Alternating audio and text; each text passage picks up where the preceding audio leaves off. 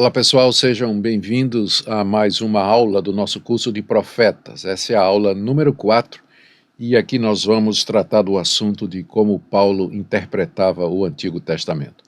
Isso pode parecer irrelevante para o tema central do nosso curso, que é profecia. Mas a verdade é que nós temos dito que parte fundamental do trabalho e do ofício profético era interpretar as Escrituras, interpretar o contexto em que o profeta vivia e transmitir a mensagem da Escritura de maneira aplicativa para o povo da sua época.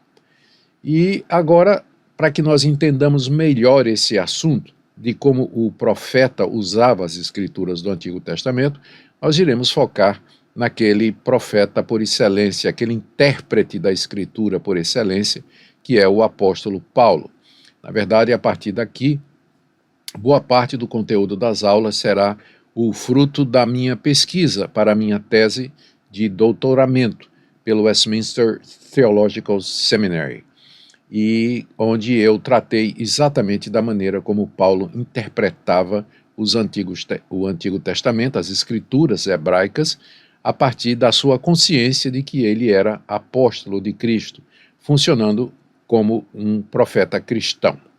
Então, por isso que esse tema está aqui, por isso que nós temos, a partir de agora, algumas aulas a respeito desse assunto.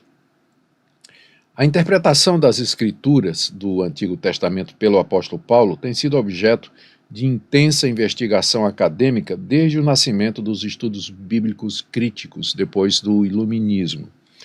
Um problema, entre outros, parece ter exercitado a criatividade dos estudiosos de maneira geral, a saber, a compreensão de Paulo dos textos do Antigo Testamento de maneiras aparentemente nunca pretendidas pelos autores originais, como, por exemplo, a leitura cristã, entre aspas, que Paulo faz de Deuteronômio 30, 10 a 14, em Romanos 10, de 6 a 8, e também a interpretação da descendência, entre aspas, mencionada em Gênesis 3,15, que Paulo interpreta de forma quase rabínica em Gálatas capítulo 3, verso 16.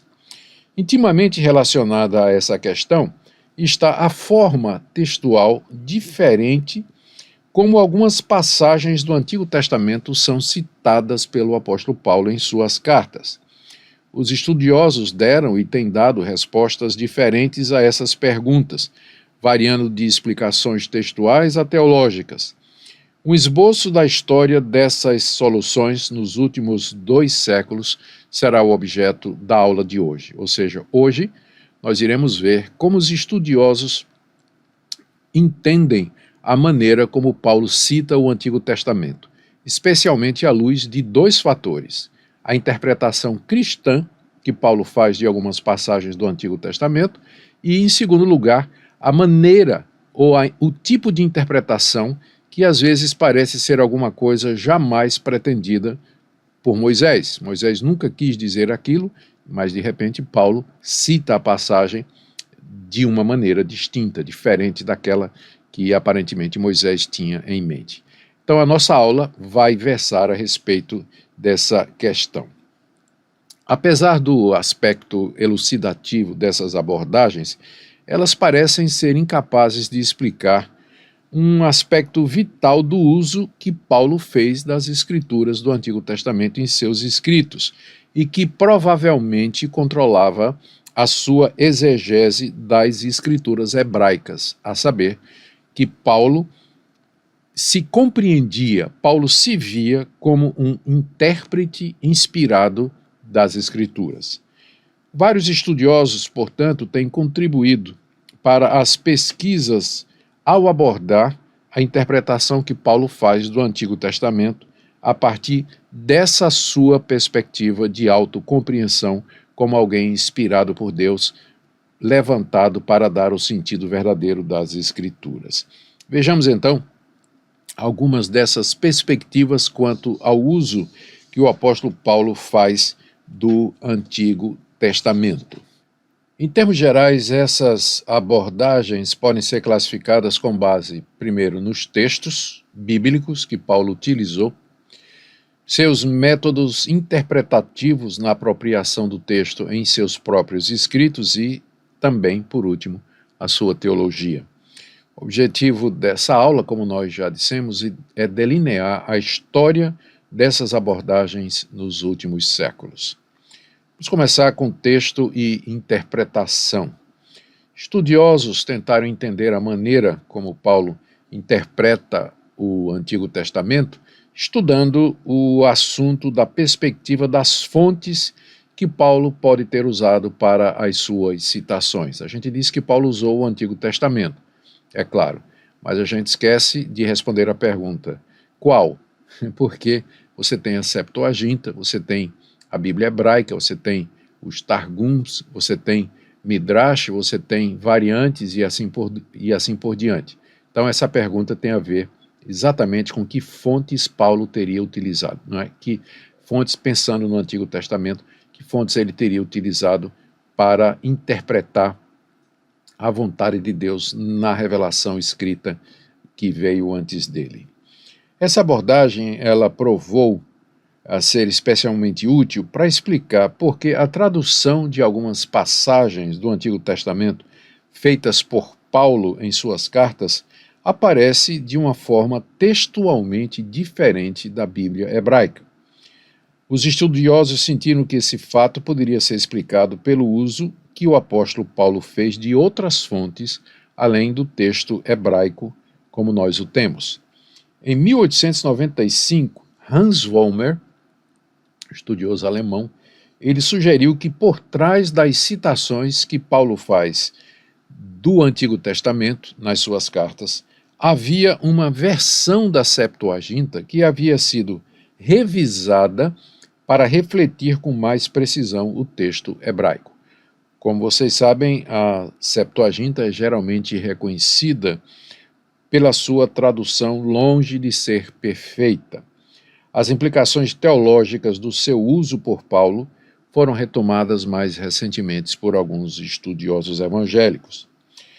O livro bem abrangente e bem técnico Citações do Antigo Testamento no Novo, de 1983, é uma comparação textual entre o texto massorético, que é o texto hebraico, e a Septuaginta, e a tradução do Novo Testamento. Essa obra foi apresentada com a convicção de que, abre aspas, o uso da Septuaginta pelo Novo Testamento não implica em nada contra a sua inspiração verbal ou inerrância bíblica. Porque isso é importante, né? Se Paulo está citando o Antigo Testamento ou citando uma versão que é diferente da versão original, então isso não tornaria os escritos de Paulo sujeitos ou vulneráveis ao erro, ou de serem acusados de não inspirados. Então, uma comparação cuidadosa feita nas passagens que envolvem o uso do texto massorético da Septuaginta nas cartas de Paulo foi feito nessa obra aqui de 1983, e a conclusão é que não existe de fato nenhuma discordância ou divergência que possa dar base para dizer que Paulo não foi inspirado aqui. Dadas as suposições dos escritores do Novo Testamento, em cada caso se verificou que, longe de torcer ou perverter o texto original, o servo inspirado de Jesus, ao citar o Antigo Testamento, trazia à tona de maneira profunda e significativa a sua conotação, bem como as suas implicações. Essa é a conclusão do estudo que nós acabamos de mencionar. Os estudiosos também debateram a possibilidade de que houvesse uma coleção cristã pré-paulina de textos prova do Antigo Testamento. Ou seja, antes de Paulo entrar em ação, já circulava entre os cristãos uma coleção de textos do Antigo Testamento que tinham como objetivo provar as doutrinas cristãs, e Paulo teria se valido dessa coleção de textos. A proposta mais conhecida nesse sentido é do estudioso J. Randall Harris, que defende a existência de, abre aspas, um livro de testemunhos que continha passagens das Escrituras do Antigo Testamento, organizadas pelos primeiros cristãos e usadas como texto-prova em polêmicas com os judeus. Essa tese de Harris, ela foi retomada e revisada pelo conhecido Charles H. Dodge. Esse estudioso, o C.H. Dodge, sugeriu que o uso das escrituras do Antigo Testamento pelo Novo Testamento não se baseava em uma coletânea de textos-prova isolados e solitários, como Harris havia deduzido. Para Dodge, as citações do Antigo Testamento no Novo, essas citações funcionam como indicadores dos seus contextos mais amplos, que foram reconhecidos, ainda no período muito inicial, como fontes apropriadas das quais os testemunhos poderiam ser extraídos. Ou seja, quando Paulo faz a citação de Oséias capítulo 1, verso 2, ele não está querendo citar exatamente Oséias capítulo 1, verso 2, mas ele está usando essa citação para se referir a todo o contexto de Oséias, a passagem maior, funcionando como uma espécie de marcador, indicador.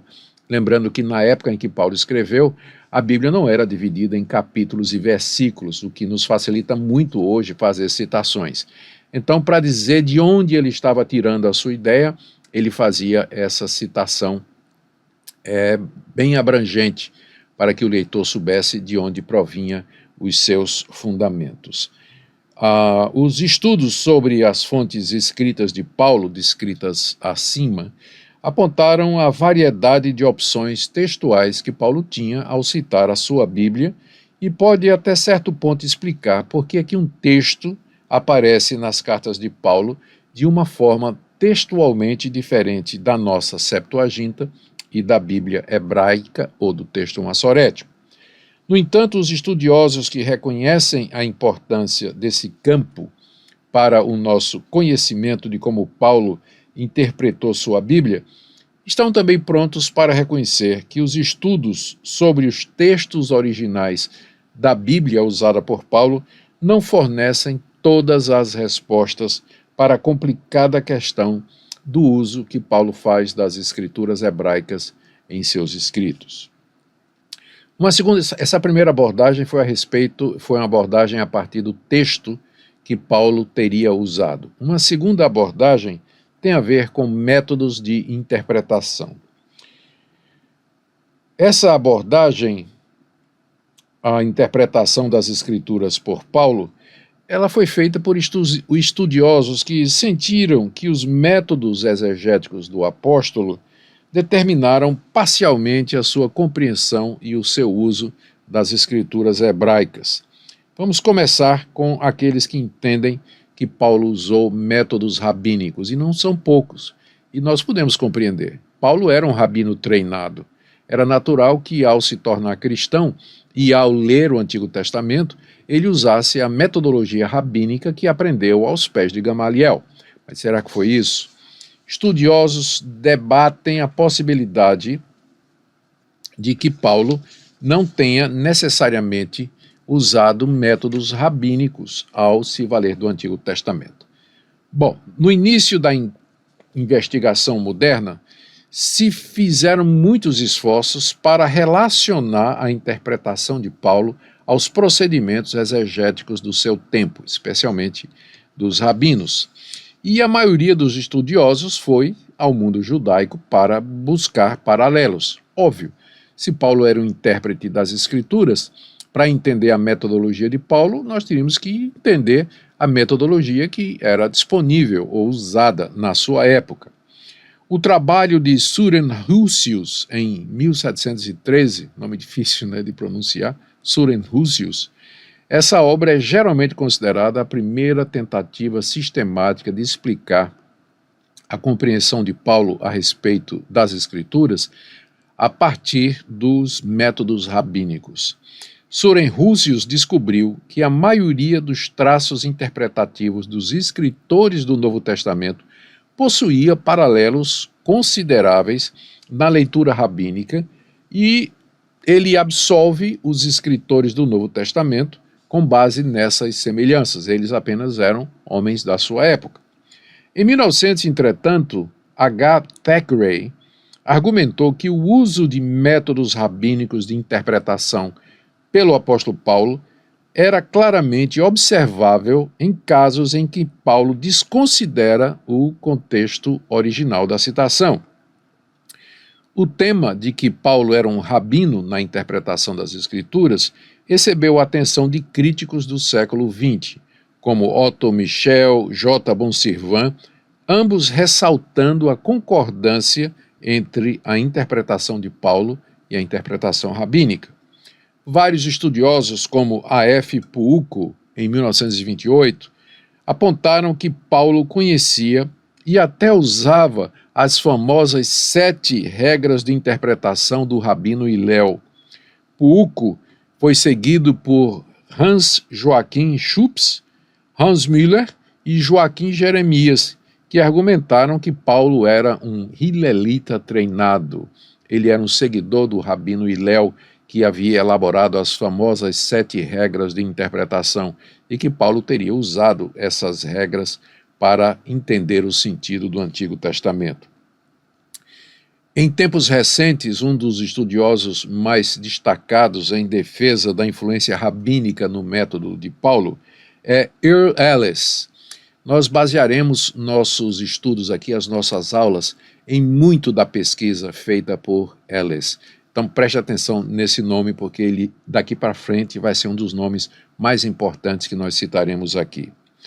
Embora Ellis esteja ciente do grande abismo que separa os escritos de Paulo dos escritos rabínicos, ele consegue, ou pensa que consegue, encontrar nas cartas de Paulo vários exemplos de exegese rabínica.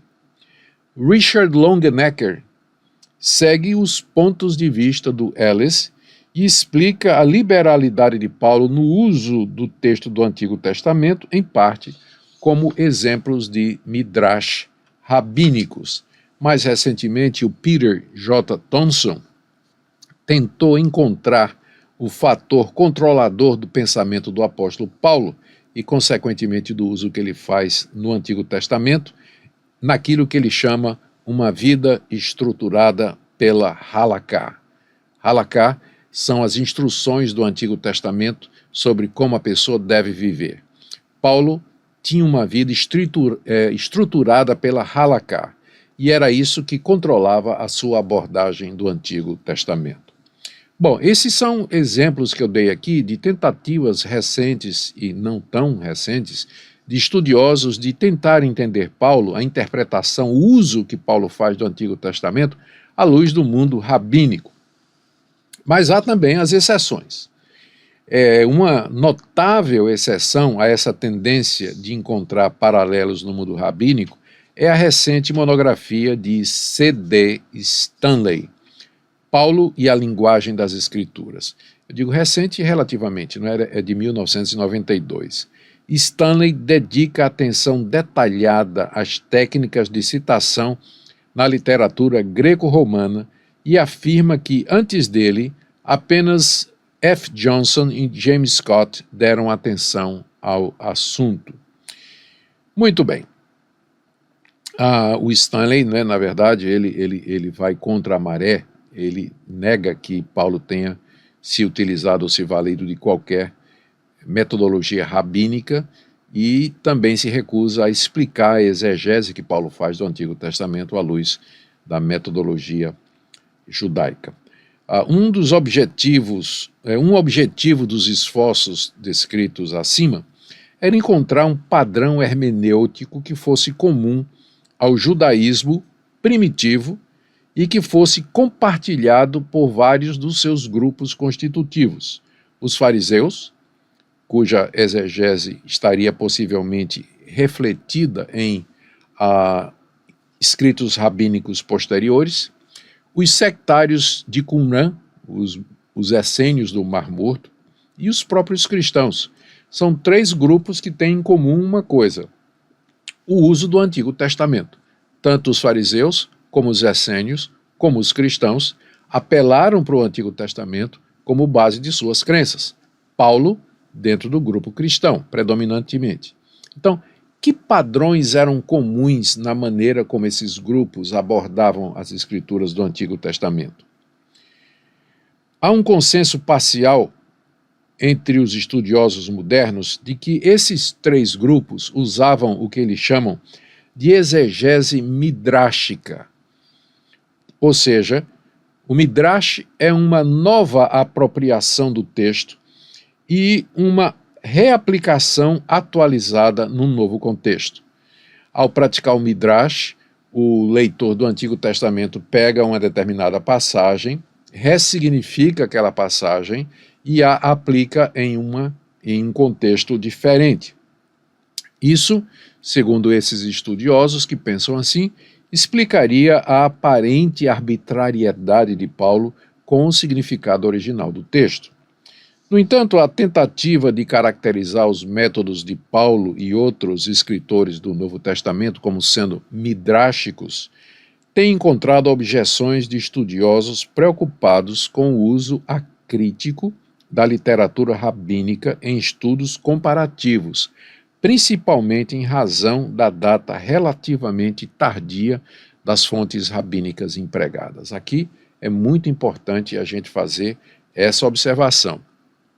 Essas tentativas de encontrar um paralelo da interpretação de Paulo no mundo rabínico depende dos escritos rabínicos, Midrash, Talmud e assim por diante. Só que essas três grandes fontes de informação sobre o rabinismo, o mundo rabínico, elas datam de muito tempo depois do apóstolo Paulo. Então, o que acontece é que muitos críticos cometem o erro acadêmico, intelectual do anacronismo, pegarem um modelo de interpretação que data do século III e IV, encontrado no Mishnah, no Talmud, e pensar que o apóstolo Paulo, 3 séculos antes, usava o mesmo método. Lembrando que essas fontes rabínicas que nós temos, elas datam de muito tempo depois do apóstolo Paulo. Portanto, existe sempre esse risco de anacronismo. Você lê o apóstolo Paulo e dizer, ele está usando as regras, está usando aqui o tipo de interpretação tal, que se encontra num documento do século III depois de Paulo. Então, esse tipo de anacronismo é muito perigoso e tem sido usado e cometido, por muita gente ao tentar encontrar um paralelo entre Paulo e o mundo rabínico. Agora vamos pensar a respeito de outro grupo na época do apóstolo Paulo que também usava o Antigo Testamento. Eu me refiro aqui a Qumran, aos essênios, a comunidade do Mar Morto. A recém-descoberta literatura de Qumran fornece o que é comumente considerado o paralelo mais próximo à interpretação das escrituras do Antigo Testamento pelo apóstolo Paulo. Os estudiosos têm chamado isso de comentários Pesher. Midrash tem a ver com os rabínicos, datando de séculos depois de Paulo. Os comentários Pesher têm a ver com a maneira pela qual os essênios da comunidade de Qumran, no Mar Morto, interpretavam o Antigo Testamento. Impressionados com as semelhanças marcantes entre as visões escatológicas das duas comunidades que as produziu, os cristãos e os essênios, os críticos insistiram que as práticas exegéticas da seita representam um padrão no judaísmo primitivo que era compartilhado por escritores do Novo Testamento e pelo apóstolo Paulo. Por exemplo, em 1954, Christer Stendhal, um conhecido teólogo anglicano, defendeu a ideia de que as citações do Antigo Testamento feitas por Mateus no seu Evangelho representam uma abordagem targumizadora, o pessoal fica inventando o nome, do Antigo Testamento, que ele disse que era paralela ao Midrash Pesher praticado lá no mosteiro de Qumran. Essa tese foi retomada por esse homem que eu disse que você prestasse atenção no nome dele, porque ele vai se tornar importante daqui para frente. O Welles retomou essa tese e aplicou as citações de Paulo, que ele descreve como não uma adoração da letra ou um papaguear do texto. Ao contrário, esta era, aos olhos de Paulo, uma citação-exposição, um midrash pesher, ou seja, Ellis usa o termo midrash pesher para se referir ao tipo de interpretação que era feita em Qumran e que foi seguida pelo apóstolo Paulo. Agora, mesmo que se aceite a sugestão de que os sectários do Mar Morto, os rabinos e Paulo usaram métodos semelhantes, o próprio fato de terem chegado a resultados diferentes em sua interpretação das Escrituras do Antigo Testamento sugere que muito mais do que os métodos eram os seus pressupostos teológicos que determinavam suas descobertas nas Escrituras do Antigo Testamento. Aqui é muito importante você perceber a linha de raciocínio. Tá, vamos admitir que os rabinos, que o apóstolo Paulo e a comunidade cristã, e os essênios, que era aquela seita que vivia isolada lá no Mar Morto, eles usavam o mesmo método de interpretação da Escritura Sagrada, que era o Midrash Pesher. Mas a pergunta então é, se eles usavam os mesmos métodos, por que chegaram a resultados tão completamente diferentes? Os rabinos achavam que o Messias não tinha chegado, eles esperavam um Messias político.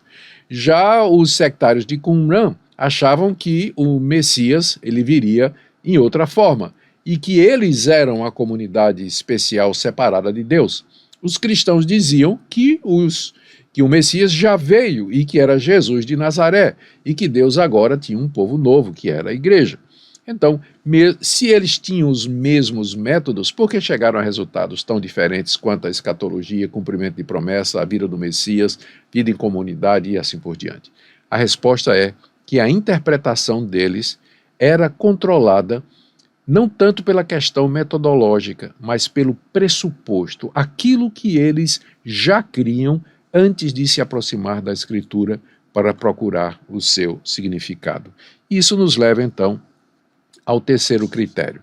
Lembra que nessa aula, nosso objetivo é examinar as tentativas de explicação de como Paulo usa o Antigo Testamento. Primeiro, nós vimos aqueles que acham que essa questão do texto, diferença entre o texto masorético, Septuaginta, etc., poderia explicar. Nós já vimos que não explica.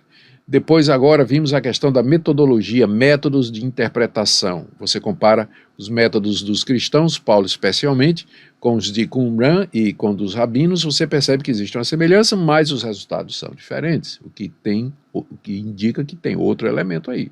E esse outro elemento, nós queremos dizer, é a teologia e a interpretação das Escrituras. Os estudiosos deram muita atenção à possibilidade de que a leitura do Antigo Testamento por Paulo fosse controlada, ou pelo menos profundamente influenciada, por um ou outro traço do seu pensamento cristão. Ernest Käsemann foi um dos discípulos mais proeminentes do Rudolf Bultmann.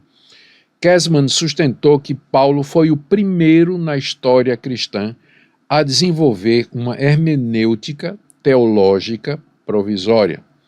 É geralmente aceito que para Paulo e outros cristãos primitivos, Cristo era a chave para as escrituras do Antigo Testamento e que essa suposição explicaria parcialmente os resultados da sua interpretação.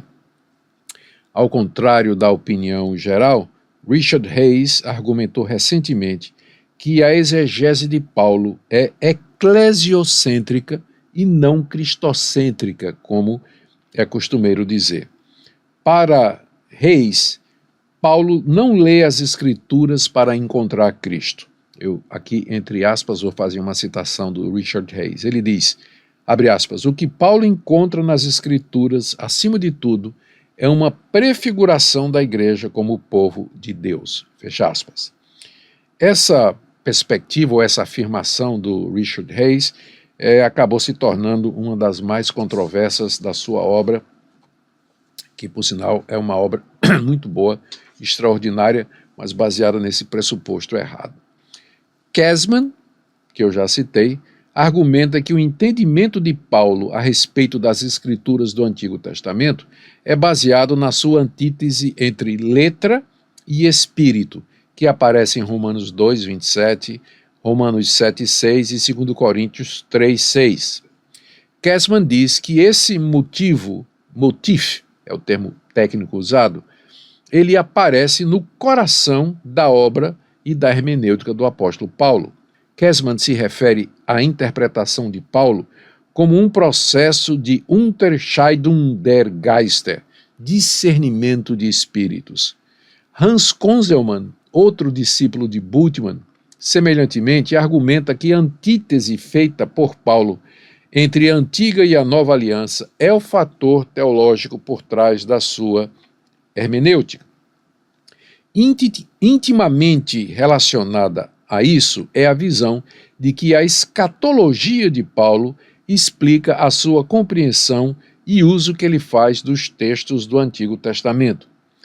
A convicção de Paulo de que ele estava vivendo no período previsto pela lei e pelos profetas lhe permite aplicar os textos antigos ao seu tempo. E aqui nós voltamos ao E. Ellis. Ele sugeriu, na sua obra extraordinária, o uso que Paulo faz do Antigo Testamento, que a visão apocalíptica de Paulo fornecia a estrutura principal da sua exegese. E aqui o Ellis estava seguindo a percepção anterior do Stendhal, que nós já falamos aqui, segundo a qual as convicções escatológicas dos sectários de Qumran determinaram a sua aplicação, ainda que um tanto vaga, das passagens do Antigo Testamento à própria seita. Os essênios se viam como o objeto daquilo que os profetas falaram muito tempo atrás. Aqui eu dei para vocês uma relação de abordagens ou de tentativas de explicação que tipo de teologia ou que tipo de pressuposição controlava o pensamento de Paulo quando ele abordava o Antigo Testamento. A resposta cristã tradicional é que era a cristologia. Paulo se aproximava do Antigo Testamento sabendo que o Messias já tinha chegado e que o Messias era Jesus Cristo. E a partir dessa convicção, o apóstolo Paulo faz uma releitura do Antigo Testamento. Eu digo releitura porque antes ele lia como rabino, sem acreditar que o Messias já tinha chegado. Essa é a abordagem principal. Mas tem outras abordagens, a antítese entre espírito e corpo, a questão escatológica toda que Paulo, estava vivendo nos últimos dias. Tudo isso são opções para nós entendermos ou tentarmos discernir qual delas controlava a exegese do apóstolo Paulo. O ponto aqui é que todo mundo concorda que a exegese de Paulo era controlada pela sua teologia. Paulo já ia para o Antigo Testamento convicto de algumas coisas. A pergunta é, que coisas ou que elementos das convicções de Paulo de fato controlavam a sua hermenêutica? Aqui nós vamos entrar num quarto ponto, num quarto critério. Nós estamos vendo como as pessoas tentaram explicar o uso que Paulo faz do Antigo Testamento. E essa última perspectiva é a visão de Paulo sobre as Escrituras. A maneira como Paulo olhava para as Escrituras hebraicas também tem sido o ponto de partida para vários estudiosos. O Monet, em 1874, sugeriu que para Paulo a Escritura era uma testemunha velada do Evangelho e que, consequentemente, o apóstolo Paulo havia adaptado o texto das suas citações para melhor transmitir o seu novo significado. As Escrituras eram um mistério, eram fechadas, eram veladas. Agora que Paulo descobriu, através da graça de Deus, o verdadeiro sentido, ele reaplica, ele reusa as Escrituras, mas numa nova linguagem. Quem seguiu o Monet nessa interpretação foi o nosso já mencionado Hans Vollmer. Numa obra de 1895, ele sugeriu que para Paulo o Antigo Testamento era um evangelho latente, o que justificava suas citações cristãs. Estudiosos como Bonsirvan e Lindars, Bárbaras Lindars, eles possuíam opiniões semelhantes. A tentativa mais recente de explicar Paulo dessa maneira, ou seja, de olhar para as Escrituras como sendo um livro fechado e que o acesso é concedido somente mediante revelação do Espírito Santo, é de Koch, K-O-C-H. Como o título da sua monografia sugere, a sua tese central é que o Antigo Testamento escrito funciona para Paulo como uma testemunha do Evangelho. A apropriação e a reformulação das passagens do Antigo Testamento pelo apóstolo Paulo em seus escritos são teologicamente motivadas e ocorrem preponderantemente onde ele trata de um tema teológico central. Isso quem diz é o Koch. Para ele, o horizonte de compreensão recentemente adquirido por Paulo, ou seja, Paulo se converteu e ele agora tem um novo horizonte de compreensão. Ou seja, antes ele não cria que Jesus era o Cristo e, portanto, ele lia o Antigo Testamento de uma maneira. Mas agora ele tem um novo horizonte de compreensão. Ele crê que Jesus é o Cristo. Esse novo horizonte controlava o uso que Paulo fazia do Antigo Testamento escrito, especialmente quando ele desejava formular a sua nova compreensão de temas centrais, como lei, como justificação, diretamente com a ajuda das Escrituras. E aqui eu menciono a questão do sensus plenior, uma expressão latina usada em estudos hermenêuticos que significa o sentido pleno. Relacionada à visão de Paulo sobre as Escrituras, está a questão de compreender se, para Paulo, o Antigo Testamento escrito tinha um significado mais profundo que nem sempre ficava claro, inclusive para o escritor antigo, e que agora havia sido evidenciado por Deus aos cristãos. Nós estávamos dizendo que alguns estudiosos estavam sugerindo que para Paulo o Antigo Testamento é um testemunho velado, encoberto a respeito do Evangelho, e que o seu sentido mais profundo e final, que é Cristo, é oculto, a menos que Deus abra os olhos e Deus revele. Aqui então entra a questão: será que Paulo achava que os autores do Antigo Testamento tinham plena consciência, daí o termo sensus plenior, sentido pleno, será que eles tinham plena consciência de tudo que eles estavam dizendo? Será que Isaías tinha compreensão do significado último pleno, do sensus plenior de suas palavras quando escreveu? Bom, a resposta parece ter se desenvolvido na pesquisa histórica em duas linhas principais. Primeiro, a ideia de sensus plenior e, segundo, a ideia de tipologia. Houve no século XX, especialmente entre os estudiosos católicos, um intenso exame do conceito de um sensu plenior das Escrituras do Antigo Testamento como a chave para entender a maneira como os escritores do Novo Testamento as interpretavam. E isso a gente pode entender porque o catolicismo romano ele tem interesse em achar sentidos nas Escrituras que não são óbvios para todo mundo e nos quais eles baseiam boa parte das suas crenças e doutrinas que não têm nenhum fundamento bíblico. Muito bem. Aqui eu menciono, como um estudioso católico que vai nessa linha do sensus plenior, o famoso Raymond Brown. Em 1955, ele escreveu sobre o assunto alguma coisa que se tornou um marco na exegese católica. Brown definiu sensus plenior como, abre aspas, aquele significado adicional e mais profundo pretendido por Deus, mas não claramente pretendido pelo autor humano, que é visto como existente nas palavras de um texto bíblico. Muito bem. Essa tese de Brown foi recebida com alguma crítica e provocou muita reação entre os estudiosos católicos. E embora o tema tenha recebido menos atenção por parte dos estudiosos católicos nas últimas décadas, parece agora haver um interesse crescente entre os evangélicos a respeito dessa questão do sensus plenior. Estudiosos como James Packer, que é anglicano, e Lewis Johnson, por outro lado, eles têm defendido um sensus plenior das escrituras do Antigo Testamento no que diz respeito a uma extrapolação no plano gramatical histórico. Ou seja, se você usar o método gramático histórico de analisar o texto do Antigo Testamento à luz do seu contexto, à luz da Bíblia como escritura, procurando a intenção do autor, você vai perceber que, de fato, você pode encontrar sentidos que são mais profundos do que aqueles aparentemente à superfície. Mas, por outro lado, aqui você tem a tese muito forte do Walter Kaiser, que inclusive escreveu junto com Moisés Silva, que foi o meu orientador na tese de doutorado.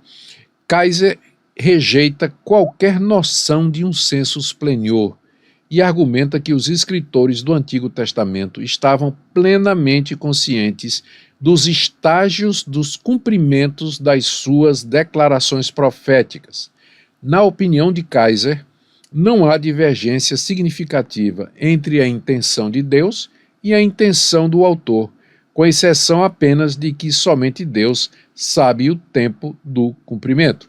Da mesma forma, o Bruce Waltke, que foi professor de Antigo Testamento em Westminster, onde eu tive o privilégio de estudar, ele também rejeita a ideia de um sensus plenior, mas fala do aprofundamento e esclarecimento da intenção do texto à medida que os parâmetros do cânon foram ampliados. Em outras palavras, esses críticos estudiosos, teólogos evangélicos que eu citei aqui para vocês, o Kaiser, o Bruce Waltke, por exemplo, que são pessoas o Moisés Silva, que são pessoas que merecem todo o respeito acadêmico, eles recusam a ideia do sensus plenior, porque eles entendem que isso vai abrir brecha para você encontrar nas escrituras significados desconectados do texto, do contexto, da história da passagem bíblica. Portanto, eles admitem sim que existe um sentido mais completo, mas que esse sentido ele é perceptível através da evolução do cânon, à medida que, por exemplo, quando Mateus disse, do Egito chamei meu filho, se referindo à profecia de Oséias, Oséias quando disse do Egito chamei meu filho, ele estava se referindo à saída de Israel do Egito. Mas Mateus entendeu que aquela palavra de Oséias tinha um sentido mais profundo à luz do novo desenvolvimento, que foi a vinda do menino Jesus do Egito para Nazaré da Galileia. E aí então Mateus disse, para que se cumprisse o que foi dito pelo profeta Oséias do Egito, chamei meu filho. Então, talvez o próprio profeta Oséias não estava consciente de que sua profecia tinha um significado mais profundo, mas isso ficou evidente a Mateus à luz do crescimento do cânon e do desenvolvimento da história da redenção. Então, nesse sentido, nós podemos falar de um sentido mais profundo nas Escrituras Sagradas, porque isso remete a gente à nossa convicção de que a revelação de Deus ela é progressiva, ela não foi dada toda de uma vez. Eu disse que essa investigação seguiu duas linhas, né? Primeiro, o sensus plenior, e agora, em segundo lugar, vou mencionar a tipologia. Muitas obras que abordaram a interpretação das Escrituras do Antigo Testamento pelo apóstolo Paulo disseram que se tratava, o uso que Paulo faz do Antigo Testamento, em muitos casos era o que a gente chamaria de tipologia. Entre as primeiras tentativas no período em revisão, estão as obras de Sykes e Sherlock, ambas buscando compreender a relação entre os dois testamentos a partir de uma perspectiva tipológica. No século XIX, von Hoffmann procurou demonstrar que os dois testamentos estão ligados por um processo histórico, que ele chama de Heilsgeschichte. Ele não é o criador desse termo, mas ele usou esse termo. E esse processo histórico é um processo de antecipação e realização. No Antigo Testamento você tem a antecipação, a profecia, a promessa. No Novo Testamento você tem a realização, o cumprimento. Então, esse processo histórico de antecipação e realização, ele chamou de Heilsgeschichte. A obra mais conhecida desse período é a fabulosa e enorme obra do Frederick Fairbairn, que ainda é um trabalho referencial no tema. O título é Tipologia da Escritura. E a formulação que talvez mais tenha influenciado os estudiosos do século atual é a de Eli Goppelt em seu livro Typos, 1939. O Goppelt fez a distinção cuidadosa entre tipologia e exegese alegórica e insistiu que a primeira era fundada no sentido histórico e literal dos textos, devendo ser compreendida na perspectiva da história redentora. Vários críticos recentes foram influenciados pelas opiniões de Goppelt, notavelmente o Ellis. Estamos voltando para o Ear Ellis mais uma vez. Já o Cor, por outro lado, encontra apenas 2 exemplos de tipologia em Paulo e rejeita a visão de que seu uso do Antigo Testamento seja tipológico.